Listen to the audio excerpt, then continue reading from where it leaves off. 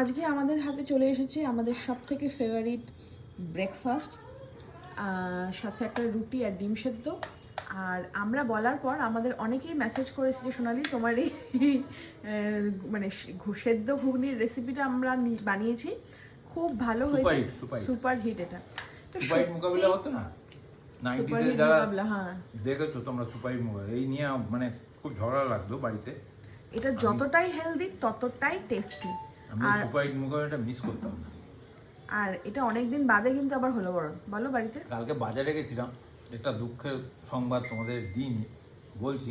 আমি যার থেকে আলু নিতাম, আলু পেঁয়াজ ও দেখেছে, একটা বয়স্ক চাচা, ওনার কদিন আগে চোখের অপারেশন হয়েছিল, তারপরে এসে দুদিন দোকান খুলেছিল, তখন আমি যাইনি। কালকে গিয়ে শুনি সে আর নেই আমাদের। খুব খারাপ লাগলো, বাজার করার ইচ্ছাটাই চলে গেছিলো।